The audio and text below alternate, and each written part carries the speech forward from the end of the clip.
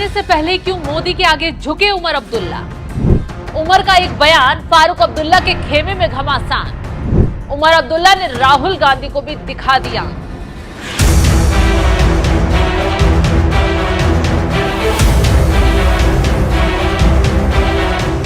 नमस्कार, आप देख रहे हैं एनएमएफ न्यूज में आपके साथ शबनम। जम्मू कश्मीर में 10 साल बाद नई सरकार और नया मुख्यमंत्री बनने जा रहा है। कांग्रेस और एनसी के गठबंधन ने 48 सीटें हासिल कर सरकार बनाने की कवायद शुरू कर दी है।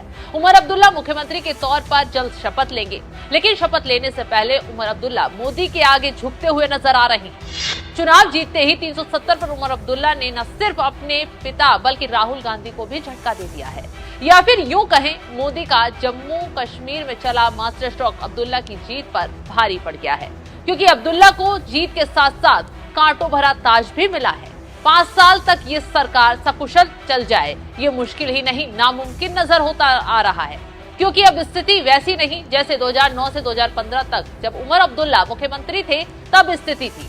उस दौरान जम्मू कश्मीर पूर्ण राज्य था, उसका अपना संविधान था। यहाँ केंद्र की कम राज्य की ज्यादा चलती थी, कोई भी फैसला खुलकर लिए जाते थे। लेकिन आज स्थिति वैसी नहीं है, क्योंकि सत्ता बेशक उमर अब्दुल्ला ने पाली, लेकिन सारी पावर एलजी के हाथों में आ गई है। ठीक वैसे ही जैसे दिल्ली के उपराज्यपाल खुलकर दिल्ली में हर एक फैसला ले लेते हैं, कोई भी फाइल हो या फैसला एलजी के बिना नहीं लिया जाता है। यानी कि चुनी हुई सरकार से ज्यादा केंद्र के पास शक्तियां हैं। यही वजह है कि सीएम पद की शपथ लेने से पहले उमर अब्दुल्ला ने अपने पिता और राहुल गांधी के अरमानों पर पानी फेर दिया है और 370 पर मोदी सरकार के सुर में सुर मिला डाले हैं। मोदी सरकार के आगे घुटने टेक दिए हैं। तो चलिए ये भी बता देते हैं कि बदले हालात में कैसे अब्दुल्ला के सामने 36 चुनौतियां खड़ी हो गई हैं। क्योंकि अगर उमर अब्दुल्ला ने जम्मू कश्मीर से किए वादे पूरे नहीं किए तो खदेड़े जाएंगे, इसका एंगल भी बताएंगे। लेकिन उससे पहले बात उमर अब्दुल्ला ने कैसे फारूक अब्दुल्ला के पसीने छुड़ा दिए हैं, चलिए ये बताते हैं। दरअसल नेशनल कॉन्फ्रेंस के एजेंडे में सबसे बड़ा सियासी मुद्दा 370 की बहाली कराने का था। खुद चुनावी रैलियों में फारूक अब्दुल्ला चिल्ला चिल्ला कर कह रहे थे, इंशाल्लाह हम आएंगे तो 370 की फिर से वापसी करवाएंगे। कितना वक्त लगा इसको हटाने के लिए? इनको 75 साल। इंशाल्लाह फारूक अब्दुल्ला जिंदा हो या नहीं, यहाँ की कौम इसको वापस लाएगी और इंशाल्लाह लाएगी।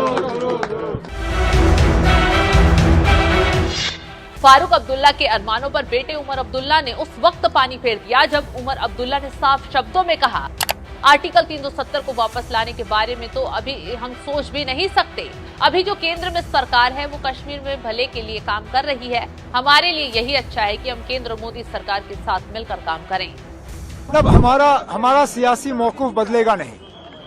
हमने कभी ये नहीं कहा कि हम 370 पे खामोश रहेंगे या 370 हमारे लिए अब मुद्दा रहा नहीं, लेकिन हम लोगों को बेवकूफ़ बनाने के लिए भी तैयार नहीं है।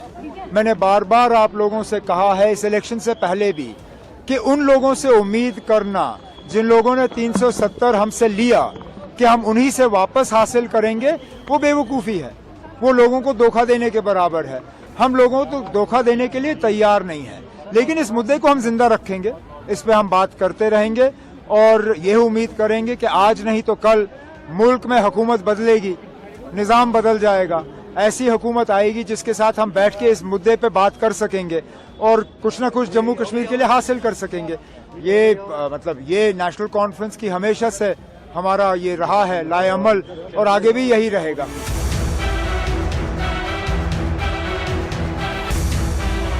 अब राहुल गांधी का भी उमर अब्दुल्ला का ये बयान सुनते ही सिर चकरा गया है, क्योंकि राहुल गांधी 370 की बहाली का एजेंडा लेकर जम्मू कश्मीर के चुनावों में उतरे थे। लोगों को सपने दिखाए, 6 सीट हासिल कर पाए, लेकिन एक झटके में फारूक अब्दुल्ला मोदी के आगे झुक गए, जिससे राहुल गांधी भी सदमे में हैं, क्योंकि सीटें इतनी नहीं हैं, गठबंधन तोड़ेंगे तो भी कुछ हासिल नहीं कर पाएंगे। यही रीजन है कि जब से उमर अब्दुल्ला का बयान सामने आया है तब से फारूक अब्दुल्ला और राहुल गांधी की हालत खराब हो रखी है। ये सब उमर अब्दुल्ला इसलिए कर रहे हैं क्योंकि उन्हें पता है केंद्र के साथ मिलकर नहीं चलेंगे तो सरकार चलाना उनके लिए मुश्किल ही नहीं नामुमकिन हो जाएगा, क्योंकि चुनाव से पहले ही केंद्र सरकार ने एलजी की पावर इतनी बढ़ा दी है कि सीएम उनके बिना पत्ता भी नहीं हिला पाएंगे। तो चलिए ये बताते हैं उपराज्यपाल के पास क्या शक्तियां हैं।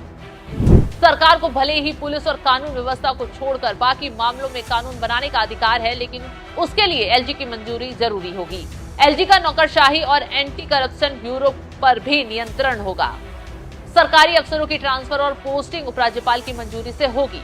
उपराज्यपाल के किसी भी फैसले को अदालत के धारा पर चुनौती नहीं दी जा सकती है कि उन्होंने फैसला लेते वक्त मंत्रिपरिषद की सलाह ली थी या नहीं।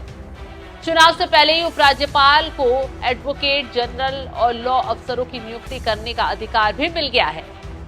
तो फिलहाल उपराज्यपाल मनोज सिन्हा के पास सारी पावर आ गई है। उमर अब्दुल्ला उनके बिना कोई काम नहीं कर पाएंगे, इसलिए उन्होंने सत्ता हासिल करते ही मोदी सरकार के प्रति नरम रुख कर लिया है। अपने पिता को भी दरकिनार कर दिया है और राहुल गांधी को भी अब देखना ये होगा कि उमर अब्दुल्ला जनता से किए वादे कैसे पूरे कर पाएंगे, कैसे परिवार और कांग्रेस को साथ लेकर चल पाएंगे, और अगर नहीं कर पाएंगे तो सत्ता हाथ से गवाएंगे, क्योंकि राह में कांटे बहुत हैं। ये बात हम बार बार कह रहे हैं। उमर अब्दुल्ला ने तमाम वादे चुनावी रैलियों में जनता से किए, जिसके बलबूते पर वो चुनाव जीत पाए, लेकिन अब उन वादों को पूरा करना, नियम कानून के तहत उन्हें आगे बढ़ाना उमर अब्दुल्ला के लिए कठिन नजर आ रहा है, क्योंकि उपराज्यपाल के बिना, बार बार हम एक बात कह रहे हैं कि उपराज्यपाल के बिना उमर अब्दुल्ला कोई काम नहीं कर पाएंगे। तो फिलहाल जिस तरीके से उमर अब्दुल्ला अब फंसते हुए नजर आ रहे हैं, उस पर आपका क्या है कहना? कमेंट कर अपनी राय जरूर बताएं।